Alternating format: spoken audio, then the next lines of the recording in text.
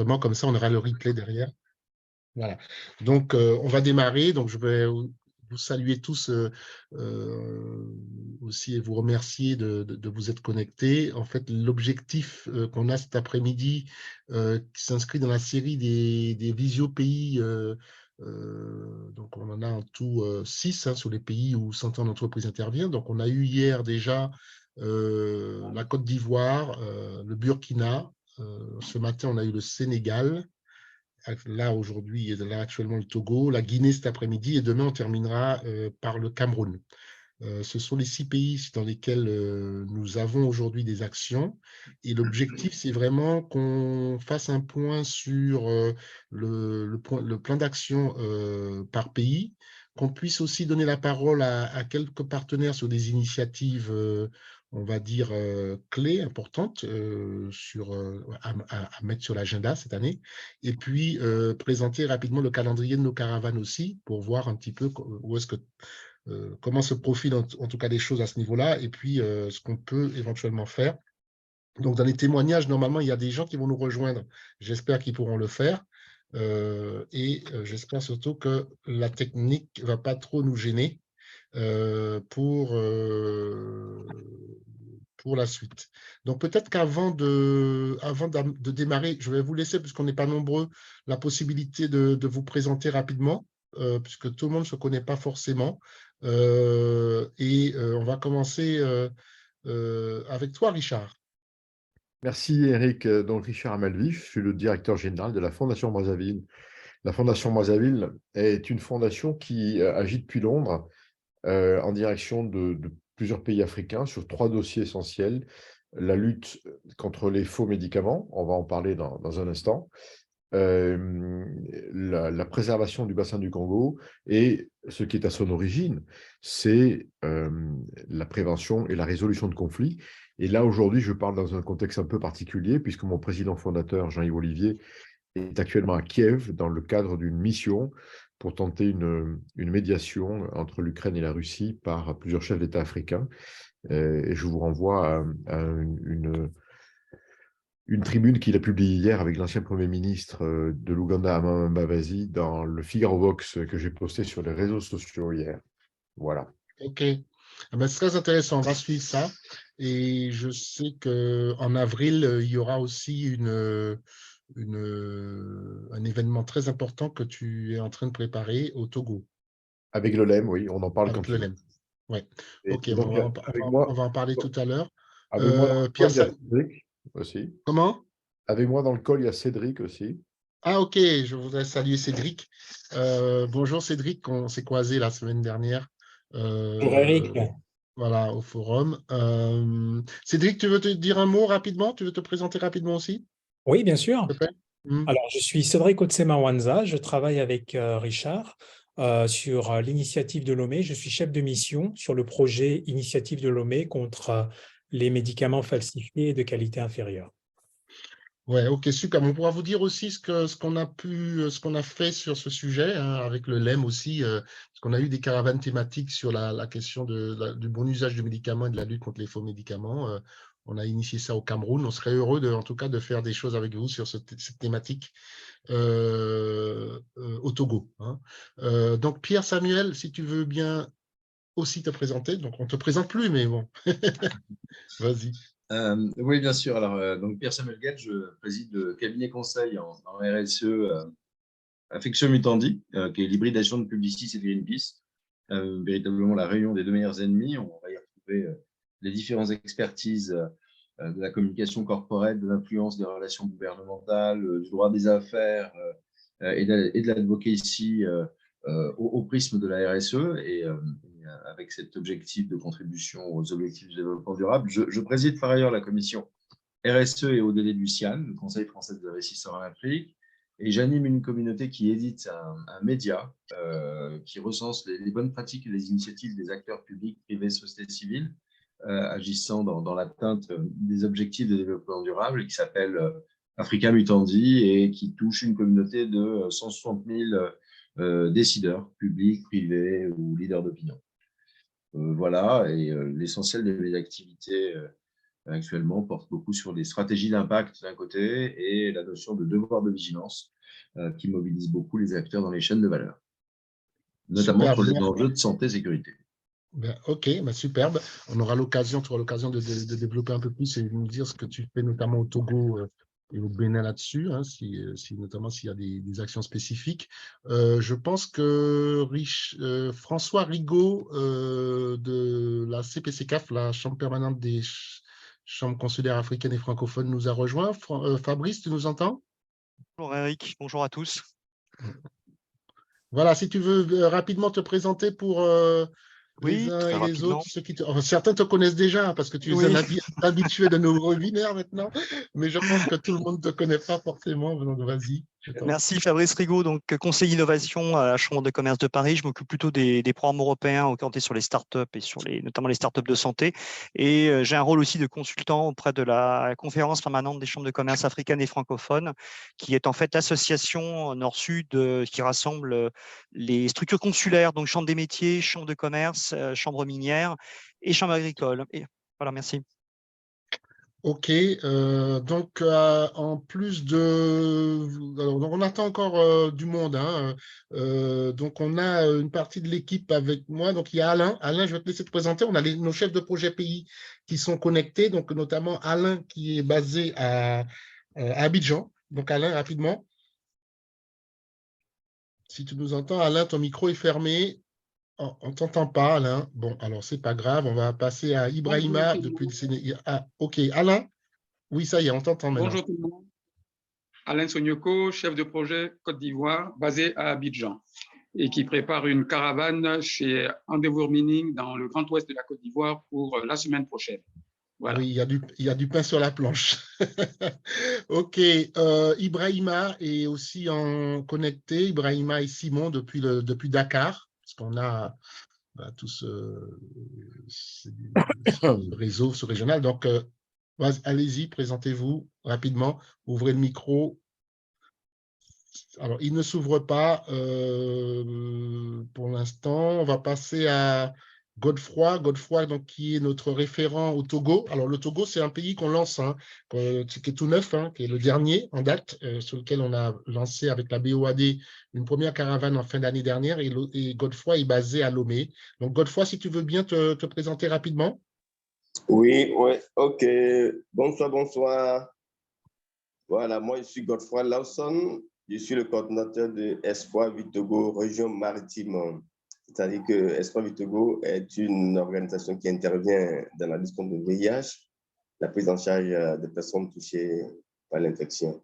Donc, nous intervenons sur un site de cette ONG-là qui se trouve à 50 km de Lomé. Donc, là, je suis répondant SDG, santé en entreprise au niveau du Togo. Voilà, merci. Voilà.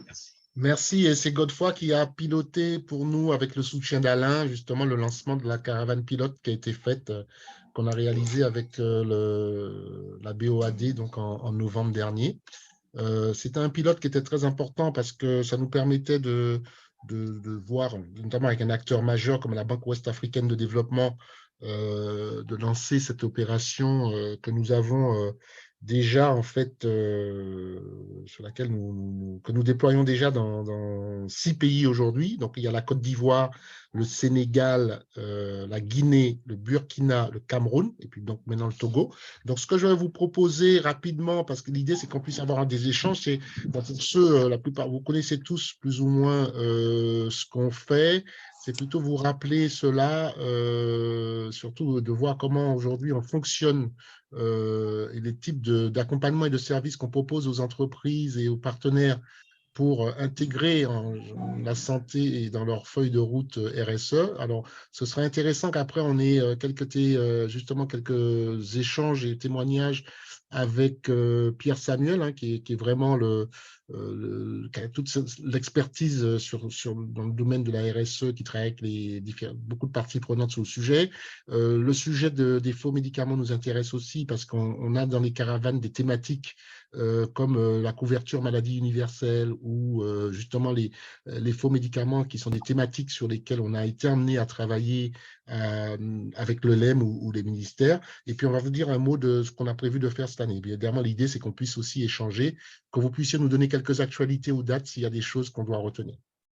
Donc, nous, je vais aller vite sur la partie présentation de ce que fait Santé en entreprise, parce que et puis c'est souvent à ce moment-là que ça bloque.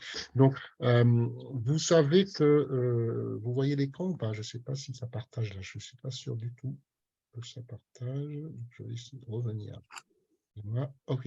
Donc, je vais laisser comme ça pour l'instant parce que je ne sais pas pour quelle raison ça ne passe pas en plein écran. J'espère que vous voyez. On voit.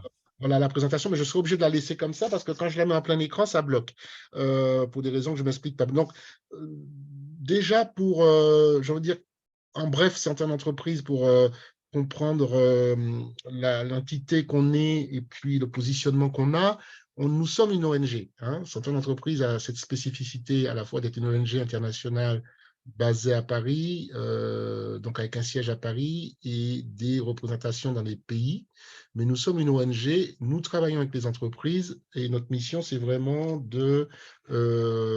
d'engager les entreprises pour promouvoir, entreprises et partenaires, pour promouvoir la santé. Donc, on a des actions ici en France, en Europe, en Outre-mer et en Afrique, dans les 6 pays que j'ai mentionnés. Une approche qui est vraiment basée sur les partenariats. Si on devait retenir quelques mots-clés, c'est partenariat, innovation avec une place importante de tout ce qui est digital, stratégie mobile avec notamment les caravanes pour emmener toute la sensibilisation, toutes les actions qu'on fait au plus près des populations qu'on veut toucher, et enfin approche multimaladie qui nous permet de justement, quand on fait des campagnes de conseil dépistage, de ne pas travailler de manière verticale en silo, mais plutôt de pouvoir proposer des choses sur à la fois des maladies comme le palu, le VIH, les hépatites, mais aussi des maladies, tuberculose aussi, bien sûr, et des maladies non transmissibles comme le diabète et l'hypertension artérielle, qui commencent à être des problèmes de santé publique en Afrique. Donc, on est sur cette approche-là. Nous, on travaille en santé en entreprise, évidemment, une action au niveau du lieu de travail avec les entreprises. Donc, c'est vraiment pour faire tout ce travail-là pour les salariés et dans le périmètre du lieu de travail. Mais nous avons de plus en plus des partenaires, et surtout depuis la crise sanitaire, on a beaucoup élargi nos partenariats. On travaille aujourd'hui avec des assurances et des mutuelles pour déployer ces offres-là auprès des entreprises clientes des assurances et mutuelles. Et on travaille évidemment avec des fondations et des organisations internationales au-delà du lieu de travail. Par exemple, la fondation, justement, Alain citait la fondation Endeavour Mining. On a travaillé avec aussi la fondation Sanofi, la fondation Orange et bien d'autres sur des actions plutôt tournées vers les communautés locales et les communautés riveraines. Alors, on a maintenant beaucoup de choses qu'on fait. Je vais passer rapidement là-dessus, mais en plus des campagnes qui sont connues, les caravanes santé, j'ai envie de dire, qui est un peu l'action phare que nous avons, qui fait beaucoup de place au digital.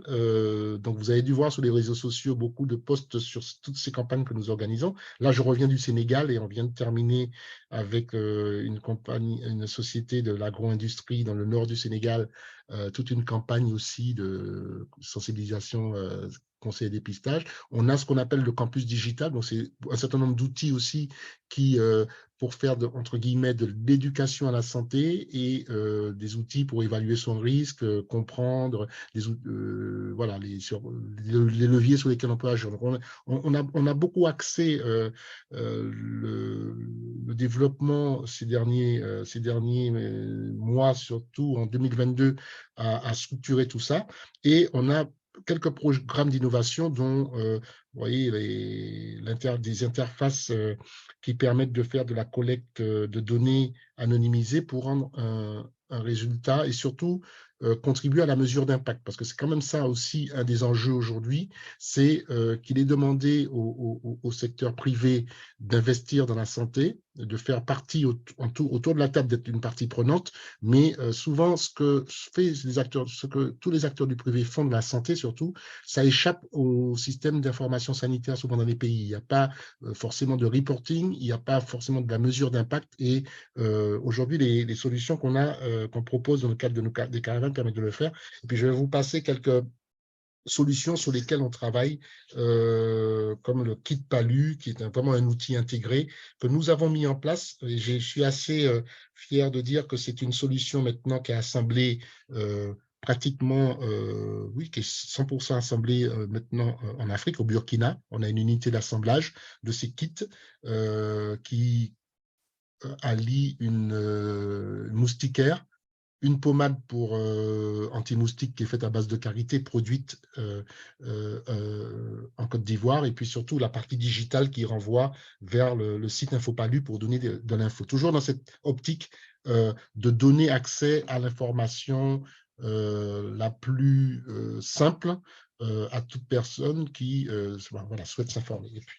Donc voilà, c'est la logique qui est derrière tout ça. Bien sûr, l'idée qu'on a de plus en plus, c'est de voir comment on fait en sorte, et ça c'est une discussion qu'on a beaucoup eue avec Pierre Samuel et dans le cadre du CIAN, puisque Pierre Samuel, comme vous savez, il préside la commission, en plus de son rôle d'être président de son cabinet. Il est président de la commission RSE et ODD du CIAN. Il se trouve qu'on est collègues et amis dans le cadre du CIAN, puisque moi, je préside la partie santé. Et c'est très intéressant parce que cette articulation-là, aujourd'hui, nous montre que dans les entreprises, il y a une évolution très forte où on a vu de plus en plus nos interlocuteurs changer. Jusqu'à présent, on travaillait beaucoup avec des médecins, on travaillait beaucoup avec des acteurs RH et de plus en plus, nos interlocuteurs sont des directeurs ou directrices de l'engagement sociétal, directeurs de la RSE, qui demandent à ce qu'on intègre, enfin, comment est-ce qu'on peut les accompagner pour intégrer la santé dans leur feuille de route et pour aussi mieux mesurer leur contribution à la réalisation des ODD. Donc, on a des outils là-dessus. On a tout ce que j'ai dit avant là sur la partie digitale. On a la partie aussi sur la formation, les outils pour former les managers. On se rend compte qu'il y a besoin aussi de former les managers aujourd'hui en entreprise sur les sujets de pilotage d'un programme de prévention santé et puis surtout les aider à monter et à suivre des partenariats, travailler avec des ONG, des choses comme ça aussi simple. Bon, donc on travaille là-dessus, on a des outils pour les professionnels de santé. Et enfin, la partie reporting sur lesquels on peut aussi construire des indicateurs, aider les entreprises et surtout les aider à mesurer l'impact de leur action. Alors après, je vais vous passer tout ça, c'est des planches qui ne sont pas tellement importantes pour nous dans la discussion qu'on aura cet après-midi, mais en fait, c'est pour montrer que pour chaque partenaire, on a un argumentaire sur le pourquoi s'engager aujourd'hui et ce que ces partenaires peuvent attendre de l'engagement. Voilà. Donc, moi, je vais m'arrêter là pour l'instant. Si vous avez des questions après sur ce qu'on fait. Alors, juste avant de finir, vous dire que je passe un peu vite là-dessus, mais vous voyez que sur justement la slide là, sur les caravanes santé, il y a une évolution aussi qui a été faite, c'est qu'on a commencé à travailler avec des partenaires sur donc en tant que structure participant à ces initiatives, sur des caravanes thématiques. Donc, c'est ça qui a été une grande évolution aussi pour Santé en entreprise, c'est qu'on s'est retrouvé à travailler, donc je disais avec le LEM sur la question du bon usage du médicament et de la lutte contre les médicaments, enfin la sensibilisation sur les faux médicaments. Ça, c'est une caravane qu'on a démarrée au Cameroun, qu'on prévoit de faire en Côte d'Ivoire, donc il y a des discussions actuellement, qu'on pourrait voir au Togo aussi dans quelle mesure. Ça veut dire qu'on a les outils, les quiz et beaucoup de matériel de sensibilisation pour destiner à la fois aux populations. C'est des choses aussi qu'on peut faire. On s'est rendu compte que les entreprises nous parlent de la question des faux médicaments parce qu'il se trouve que bon, c'est des circuits où si on ne fait pas attention, même dans les familles, des collaborateurs peuvent se retrouver confrontés à la question de la mauvaise qualité des médicaments, notamment sur les médicaments pour traiter le palu. On sait que ce sont ceux-là qui sont les plus, qui sont les plus présents souvent sur les marchés. Et puis d'autres sujets comme la caravane CMU, donc c'est la dernière qu'on a faite en Côte d'Ivoire sur la couverture maladie universelle, sur toute la question de l'inclusion et des dispositifs que les pays ou les entreprises peuvent mettre en place pour faire en sorte que les gens aient un financement de soins de qualité. Donc, je m'arrête là. Et puis, peut-être qu'on peut ouvrir la discussion. Je ne sais pas si Valérie nous a rejoint. Non, toujours pas. Pierre Samuel, peut-être que tu peux déjà donner aussi une tonalité et puis dire sur ces sujets comment est-ce que tu travailles et puis s'il y a des choses spécifiquement au Togo, des actions que tu mènes pour qu'on puisse voir, notamment s'il y a des dates ou des événements que tu as déjà prévus cette année pour qu'on les mette à l'agenda et c'est avec plaisir évidemment qu'on y participera. Alors, ton micro est coupé, ton micro, voilà. On est éternel débutant sur le sujet, en début du confinement, on n'a pas encore pris intégralement le pli de tout cela. En fait, j'avais commencé à te remercier, tout simplement, cher Eric, de me donner l'opportunité de partager un peu un certain nombre de nos éléments de vision, de perspective sur ces enjeux et les programmes ou projets qu'on porte, bien évidemment, parfois ensemble, et ce, dès qu'on peut. Nous, on a une activité qui est assez large, mais si je la synthétise un petit peu, on accompagne un certain nombre d'acteurs sur des stratégies d'impact, des stratégies de responsabilité sociétale, donc des dynamiques notamment d'engagement volontaire et qui vont au-delà de ce que la réglementation les oblige à faire. Donc, on n'a pas de projet en ce moment du côté des acteurs avec le Togo pour le moment. On a des initiatives au Bénin et en Côte d'Ivoire sur ces sujets, ou encore dans le secteur minier en Guinée, Sénégal et Gabon, sur lequel on opère. On travaille également à un accompagnement alors à la fois de l'OHADA, mais également beaucoup des patronats. Et on devrait passer au Bénin d'ici, je pense, fin février, mi-mars, pour une session de sensibilisation des entreprises sur les enjeux de la responsabilité sociétale et les nouvelles obligations réglementaires apportées par la réglementation française et européenne. Ça fait partie des points, notamment le devoir de vigilance qui nous occupe beaucoup et qui sont pour souvent en fait l'occasion de partager les initiatives, les bonnes pratiques, les contraintes et les obligations. C'est un point, mais maintenant qu'on en parle ensemble, je vais peut-être me rapprocher de la JET pour faire un saut et proposer à peu de choses près le même atelier. Beaucoup de plans de vigilance, alors bien évidemment en France, bientôt en Europe, en Allemagne également. Donc ça fait partie de nos activités. C'est là que notamment on va aller recommander, je dirais, la mise en œuvre de politiques de santé relativement élargies, puisque les obligations du devoir de vigilance font remonter l'obligation de gérer les risques dans la chaîne de valeur et sur les territoires sur lesquels les acteurs économiques français et bientôt également les Européens ont à traiter, ont à aborder gérer leurs risques, ce qui veut dire en effet la démultiplication d'initiatives. Je pense que c'est pour beaucoup aussi dans ce cadre-là que certains acteurs te sollicitent et associent tes initiatives, Eric. Ça permet voilà, de remonter dans la chaîne de valeur, donc chez le fournisseur, voire le fournisseur du fournisseur, et puis sur le territoire, quand on opère avec un impact territorial parfois non négatif, enfin non neutre, eh bien, il s'agit aussi en effet d'accompagner les populations et les communautés. Donc voilà, ces plans de vigilance nous occupent pas mal, et on a un programme renforcement des compétences des PME africaines qui est en cours de développement et de déploiement. Mon ambition porte justement à la fois de mieux gérer ces impacts négatifs, notamment au titre du devoir de vigilance, et d'optimiser ces impacts positifs. Donc, c'est dans ce cadre-là, d'ailleurs, qu'on pourrait associer des interventions de ta part, Eric, en l'occurrence. Alors, il faut voir le format, puisque c'est souvent du présentiel. Donc, après, il faut que les agendas s'articulent au mieux, ou à minima, que l'on co-construise peut-être 6 slides pour aborder les enjeux de santé dans le cadre de ces sessions qui sont en cours de préparation et d'organisation.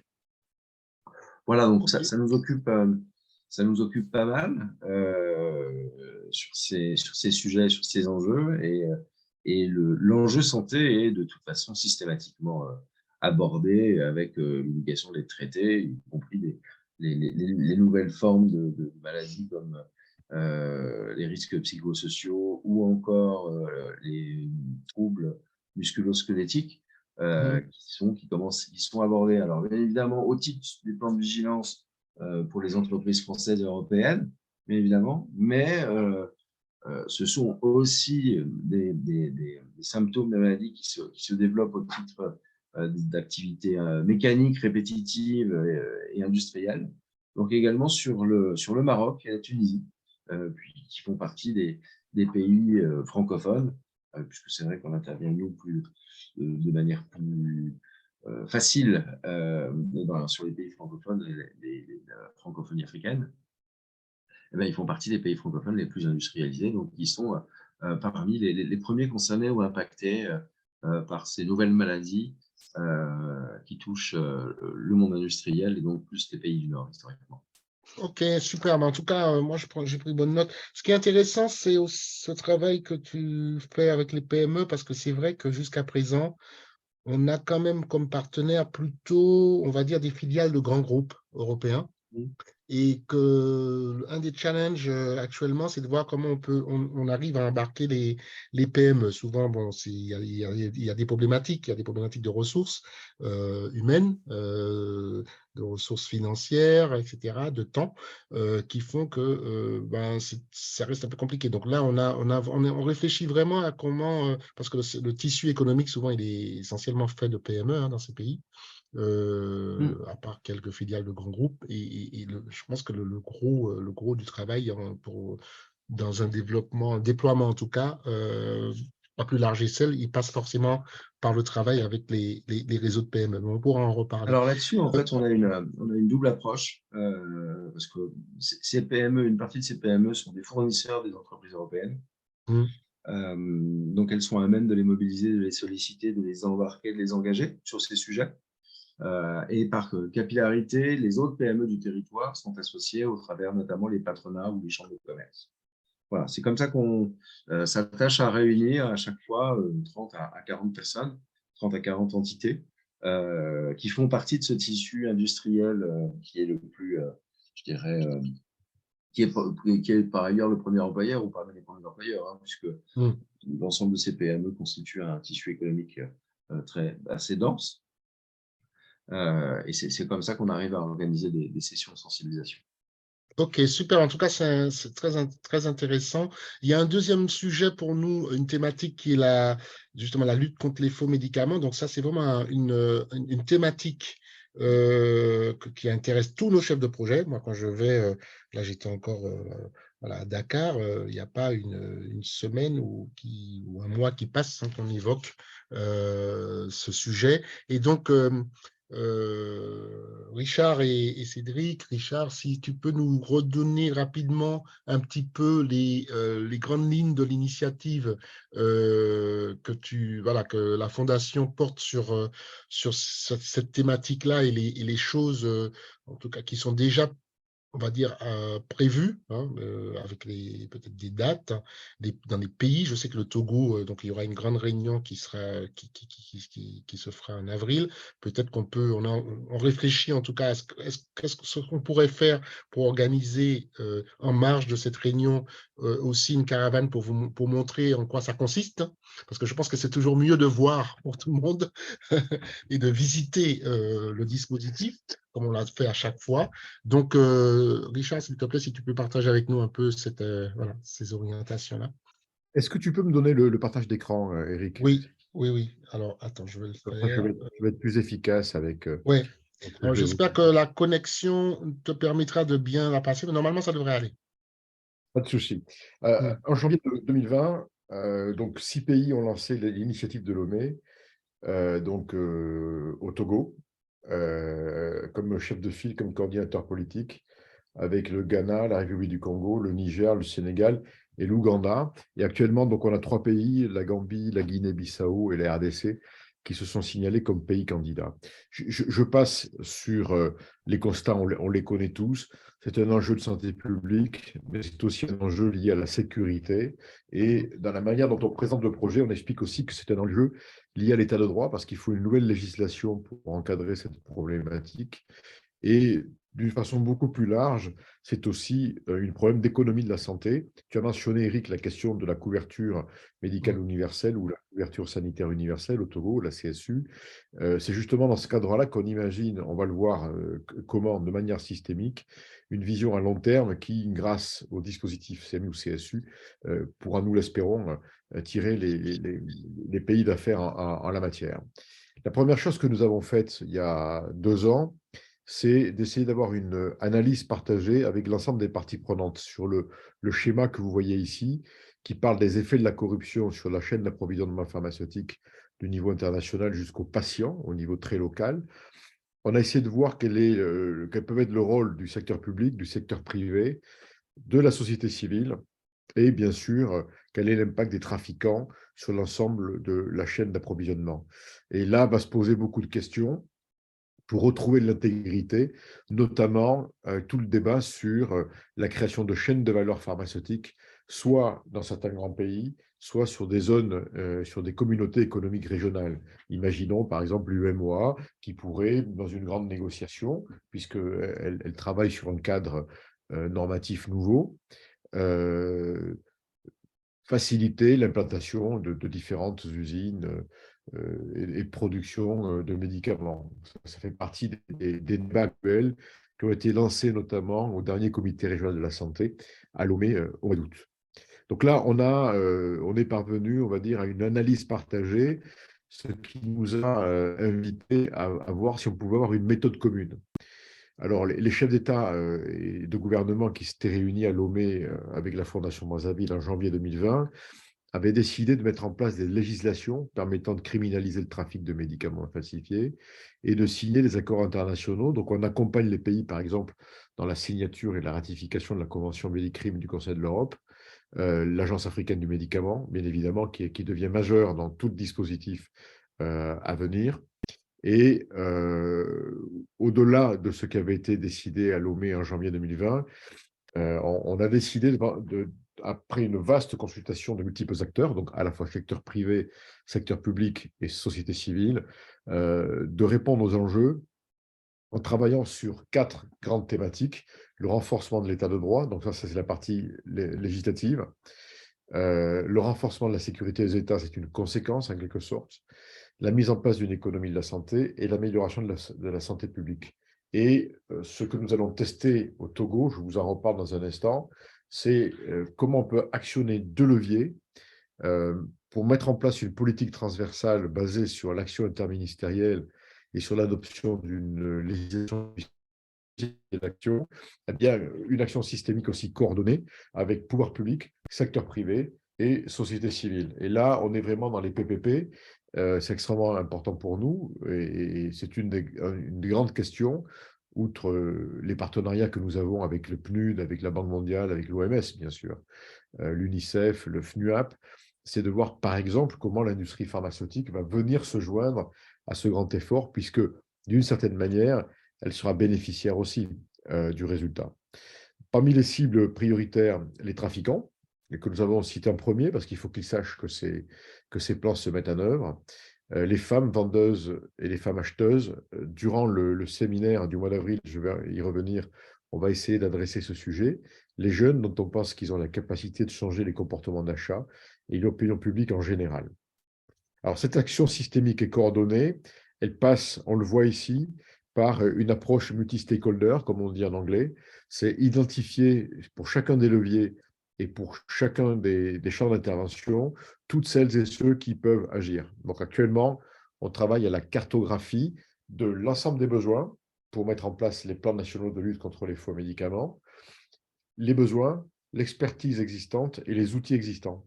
Donc là, par exemple, la caravane santé dont tu nous as parlé, Eric, la semaine dernière, pour nous, est déjà un des outils aux mains d'un des experts. Donc, on va vous intégrer dans cette cartographie et je vais vous dire dans un instant comment on pense vous intégrer déjà à la réunion du mois d'avril. Alors, parmi les réponses juridiques, on a découvert que l'Union africaine, par l'intermédiaire de l'agence ODA-NEPAD, avait depuis 2016 inventé une loi type pharmaceutique qui préconise notamment la création d'autorités de régulation.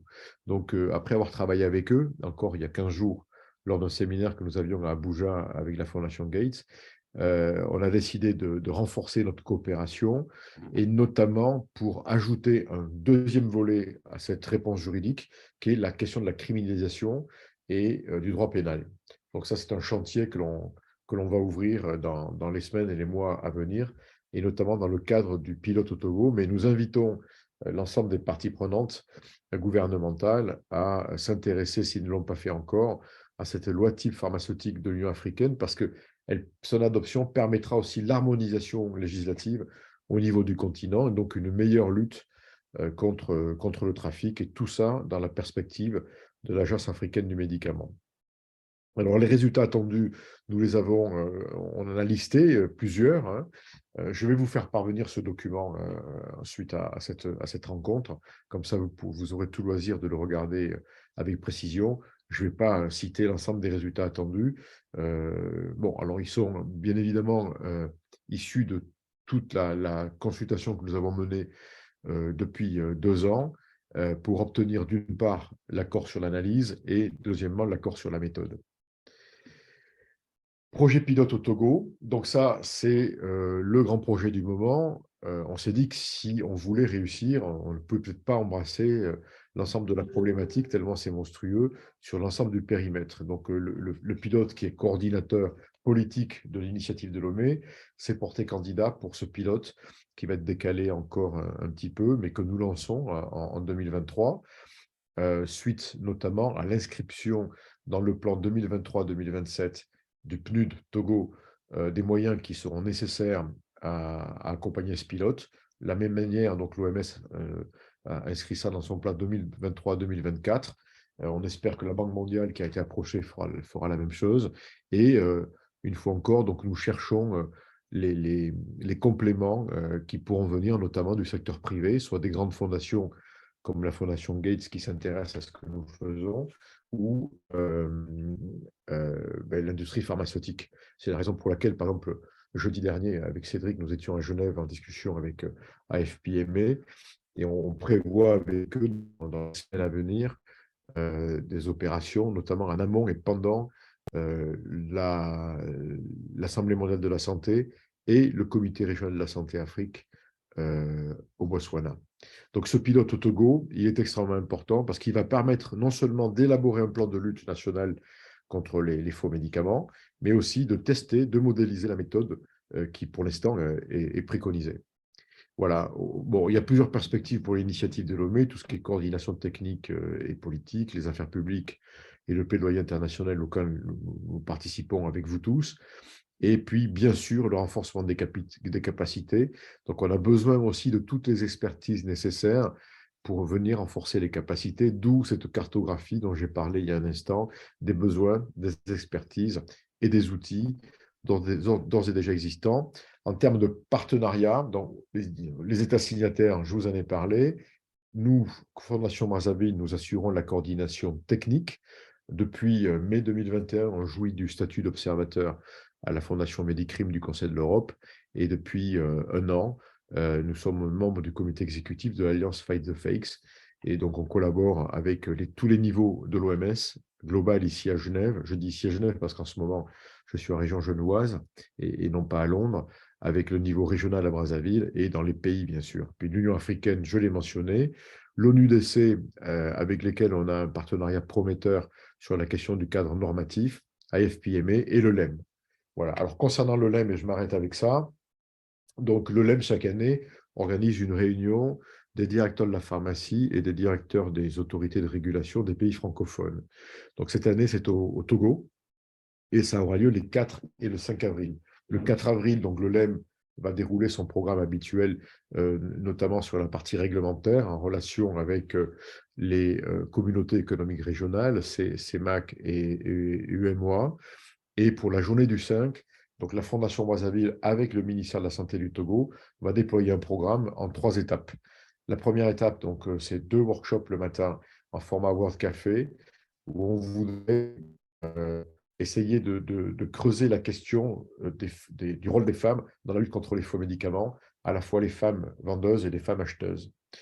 Deuxième partie, Cédric, j'ai besoin de ton soutien parce que j'ai oublié la deuxième partie. C'est j'ai oublié. Et l'après-midi, donc, on aura une visite de terrain avec un autre opérateur sur la question de la régulation de la chaîne d'approvisionnement pharmaceutique dans le secteur de la santé au niveau public et des pharmacies publiques. Voilà. Et donc, c'est là, Eric, où on a pensé que dans le cadre dans lequel nous serons, un des hôtels de Lomé, on pourrait déployer la caravane pour que l'ensemble des participants qui seront là, une cinquantaine de personnes, voient ce que vous faites. Oui. Et comment vous c'est très bien, c'est toujours très, très utile et impactant.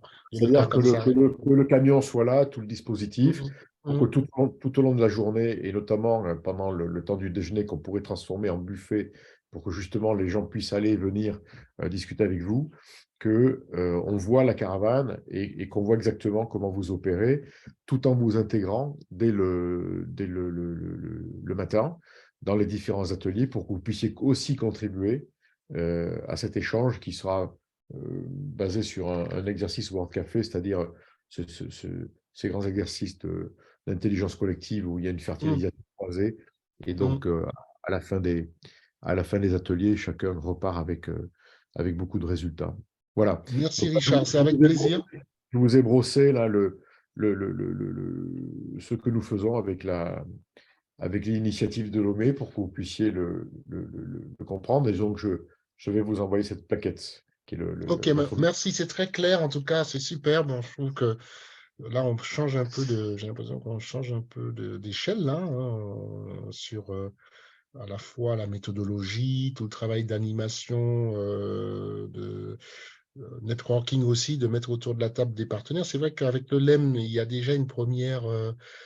C'est fondamental le LEM parce qu'ils emmènent derrière les laboratoires pharmaceutiques, évidemment. Hein. Donc, je pense que sur une action comme ça, il faut les labos. Ça, c'est incontournable. Mais je crois qu'il faut aussi travailler, comme tu dis, sur les partenariats publics-privés de manière un peu plus large parce qu'il y a beaucoup d'autres fondations et d'entreprises, je pense, qui sont sensibles à ce sujet. Donc, nous, on pourrait essayer de travailler avec toi. Moi, c'est ce que je proposerais, c'est de voir comment on peut essayer d'embarquer d'autres acteurs du secteur privé hors pharmaceutique, mais qui auraient un intérêt et qui pourraient, comment dire, appuyer cette démarche. Hein, puisqu'on est toujours dans l'esprit des projets collaboratifs. Hein, toujours, les caravanes, c'est un peu cet esprit-là. On a emmené au cours des années des partenaires avec lesquels on ne travaillait pas forcément au début, et on voit toute la richesse après que chacun peut emmener avec son expertise, ses approches, ses outils, ses solutions. Donc, donc par contre, ce que je n'ai pas noté, est-ce que c'est le 5 la journée où tu nous proposerais éventuellement d'être là? C'est ça, c'est le 5, hein?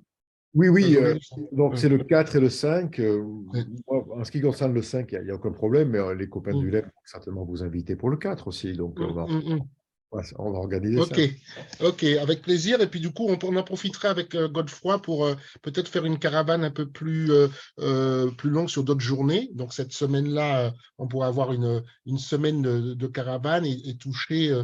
Donc on est notamment, Pierre Samuel a évoqué la JET, hein, qui est l'association des grandes entreprises du Togo, qui est un acteur avec lequel on est en discussion. Il y a d'autres acteurs comme les Sunu dans le monde de l'assurance, de la banque, etc.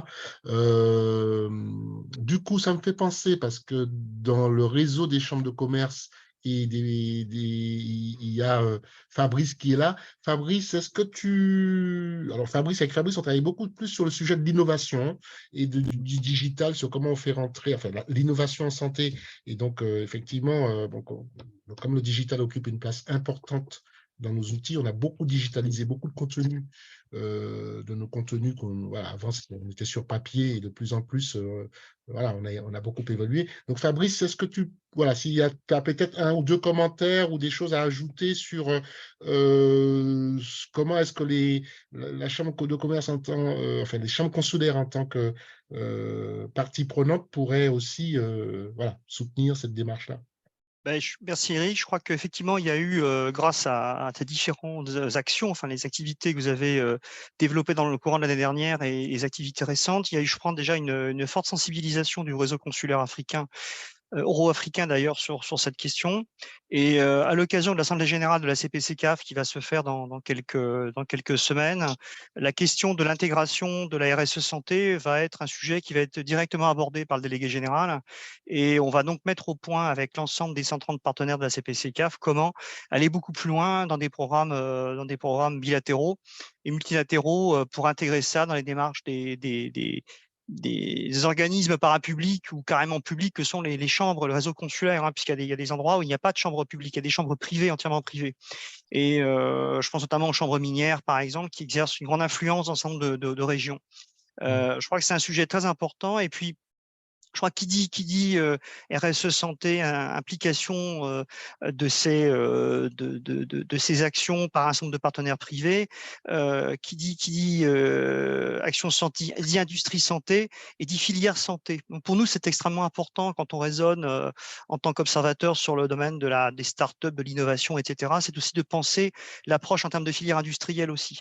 Il y a des endroits où il y a encore des choses encore qui sont insuffisamment développées, et il y a probablement là une action à mener durable avec vous tous sur la fabrication, la conception de filières santé, que ce soit dans des choses assez simples qui sont effectivement des kits portables, des choses comme ça avec l'appui du numérique, mais aussi toute la question de la formation, en fait, fabriquer, construire, aider en tout cas à fabriquer une filière santé avec ce qu'elle a comme tout un tas de registres sanitaires, hein. Voilà. Donc je pense que c'est un sujet à l'ordre du jour vraiment très important actuellement dans les instances consulaires. Ok, l'Assemblée générale de la CPCCAF, c'est au Bénin? C'est au Bénin et c'est au mois de mai. Ouais, c'est ça, ça arrivera Oui. plus tard et à côté, le pays à côté, pas. Voilà. Ok, bon, d'accord, mais ça, c'est des dates qu'on va retenir. Est-ce que Pierre Samuel, tu voulais peut-être réagir? En tout cas, avant que vous redonnez la parole, Richard, moi, je suis preneur évidemment de tout ce que tu pourras partager. Pour qu'on puisse évidemment participer. Mais c'est un grand oui, hein, bien sûr, on est ravis de, de vous accompagner là-dessus, d'être présent, voir, le chose, c'était une excellente idée d'emmener la caravane lorsqu'il y a un événement comme ça. C'est pas, ça permet vraiment de se représenter ce que c'est. Et puis on va travailler sur les outils, ces outils-là. On travaille beaucoup avec les ministères, évidemment, en lien avec les autorités sanitaires. Donc l'idée, c'est de regarder aussi ce qu'ils ont déjà en rayon, comme on dit, s'ils ont des contenus. Et puis, on fait un travail de partage aussi d'outils. On leur présente un petit peu ce qu'on fait. On a des quiz, ce sont des choses assez ludiques, mais c'est assez intéressant parce que ça nous permet après, ces quiz-là, qui sont des questionnaires qu'on appelle des questionnaires CAP, c'est un peu les connaissances, attitudes et pratiques des gens par rapport justement à en clair, comment ils font quand ils doivent se procurer des médicaments. Et ça nous donne des données d'une richesse incroyable. C'est un matériel qu'on peut exploiter après, parce qu'on peut avoir jusqu'à 1000-1500 répondants sur une campagne digitale. Et ça nous donne des réponses qui peuvent après guider, si tu veux, toute une campagne d'information pour voir vraiment sur quoi il faut agir. Quand on se rend compte, comme tu disais, que les jeunes ou les femmes vont passer par la pharmacie par terre à 40 ou 50% quand elles doivent acheter des médicaments,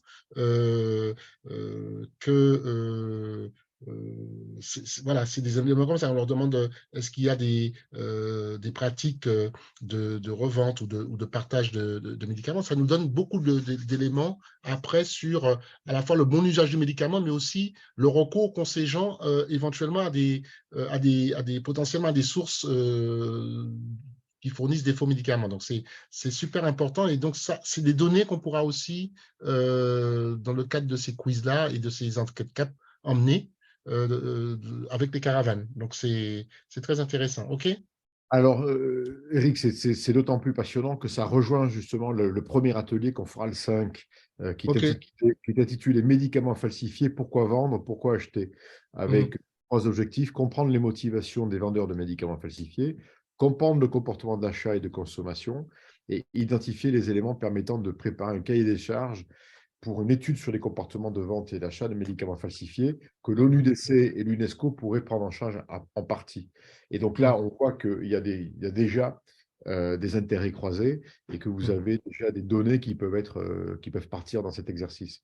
Donc, voilà, on a les données, on a les outils, les solutions pour collecter ces données. Et s'il faut faire évoluer, par exemple, la solution qu'on a avec Adama, qui est là d'ailleurs en ligne, on peut intégrer, par exemple, des questions. S'il y a des questions spécifiques que vous souhaitez qu'on intègre dans le quiz, dans le questionnaire CAP, on peut les intégrer en vue de la prochaine campagne qu'on fera, enfin de la caravane qu'on fera au Togo. Ça nous laisse un peu le temps, c'est en avril. Voilà, c'est pas très compliqué à faire et adapter. Comme ça, on peut donner derrière toutes ces données analysées, traitées sous forme de graphes. Et voilà, après, ce sont des outils d'aide après à la décision et qui permettent d'orienter les messages aussi. Hein. Donc, voilà ce que sera ma proposition pour aujourd'hui. En tout cas, on chemine avec vous là-dessus sans problème. Pierre-Samuel, tu voulais dire un mot parce qu'on va terminer là dans 2-3 minutes. Non, rien de particulier, juste peut-être, mais ça c'est très pratico-pratique entre nous. Est-ce que tu pourrais me rebasculer la dernière version de la présentation dédiée notamment aux acteurs du Togo, que je puisse la faire suivre à quelques acteurs oui, absolument. qui font Togo-Bénin d'ailleurs, parce qu'en général ils sont sur les 2 pays. Ok, je te repasserai ça. On avait invité aujourd'hui la JET à participer. Bon, je pense qu'ils nous avaient dit oui, mais ils ont dû avoir un petit souci de dernière minute. On a aussi des acteurs comme la BOAD. Je pense que la Banque ouest-africaine de développement, c'est un sujet qui pourrait l'intéresser aussi. Donc, Richard, à voir si c'est ça. Voilà, ils ont manifesté. Alors, excuse-moi, Eric, ils ont manifesté leur intérêt l'année dernière en écrivant directement au ministre de la Santé. Et alors, il y a eu un retard sur le suivi du projet, mais on entend bien dans les semaines qui viennent relancer la BOAD là-dessus et faire en sorte d'ailleurs qu'ils soient présents aussi le 5 avril. Ah, ce serait super. Je sais que leur directrice innovation et développement durable, c'est un sujet qui est pour elle très intéressant. C'est quelqu'un qu'on connaît bien, Pierre-Samuel et moi, qui est une ancienne de la Société Générale, qui est actuellement donc à la BOAD. Et j'imagine que vous avez aussi déjà tous les contacts qu'il faut au niveau ministériel sur ces sujets-là. Vous n'avez pas… Oui, en fait, il y a un contact qui a été établi au plus haut niveau entre le ministre de la Santé et le président de la banque. Mais lors de la COP, j'ai vu quelques fonctionnaires aussi de la banque. Mais s'il y a un contact d'une personne très opérationnelle, nous sommes preneurs. Parce que comme souvent, ce qui manque, c'est des gens super opérationnels. Donc, si vous voilà, c'est ça. En tout cas, le ministre, il est super. On est preneurs du contrat. Non, le ministre togolais de la Santé, pour moi, il est top, il est très bien. C'est quelqu'un que j'aime. Voilà.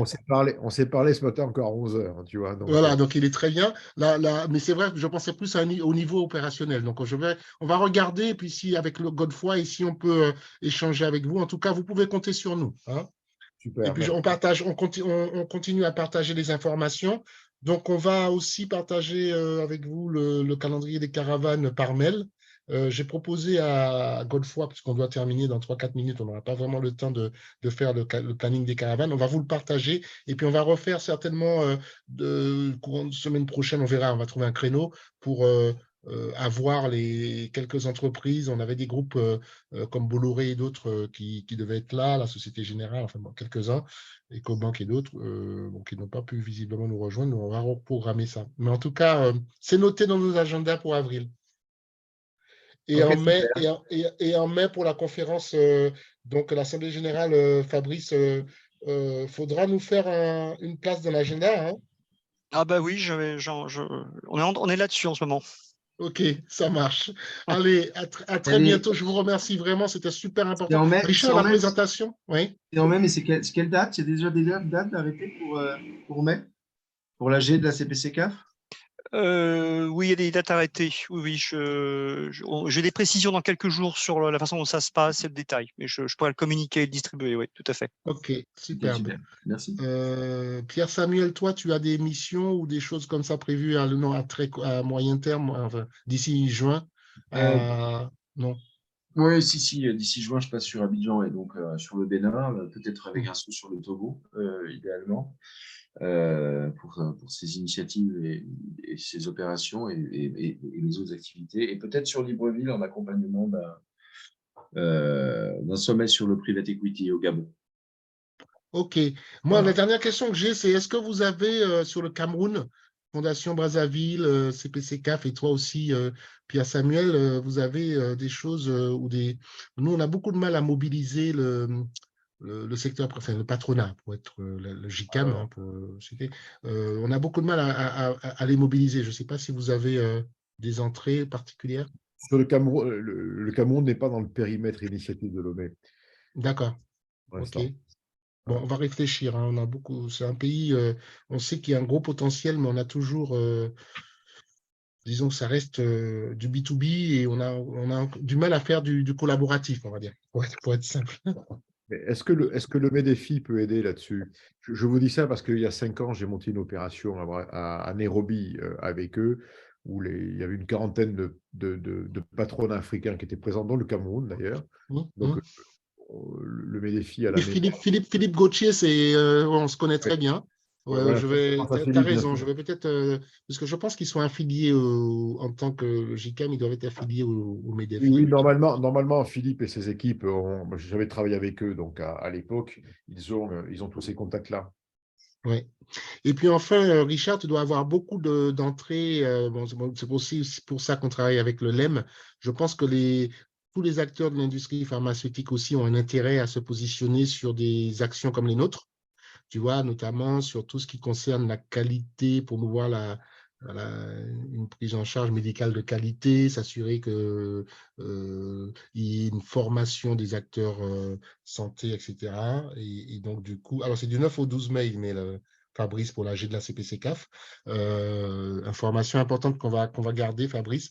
Donc, pour nous, il y a aussi une action à faire parce que je me dis qu'aujourd'hui, les acteurs de l'industrie pharmaceutique, je pense à des grands groupes européens ou français comme les Pierre Fabre, comme les Sanofi et autres, je pense qu'en matière de RSE, on pourrait encore faire mieux, on pourrait faire plus. Et donc, c'est un sujet, hein, on pourrait toujours en reparler parce que là, on arrive pratiquement au bout. Mais pour moi, c'est qu'il y a quelque chose en plus de la lutte contre les faux médicaments, il y a sur le sujet plus largement de la RSE, je pense qu'on pourrait engager un peu plus les acteurs de l'industrie pharmaceutique aujourd'hui. Je suis d'accord. Chez Pierre Fabre, c'est leur grand truc. Hein. Ok. Ben, avec plaisir pour en parler. En tout cas, merci. Et on avance. Comme on dit, on est ensemble. On continue. Merci beaucoup. Allez, Merci, à bientôt. À bientôt. bientôt. Passez une bonne fin de journée. À très bientôt. Ok, merci Eric. Merci Eric. Au revoir. Allez, à plus. Au revoir. Ciao.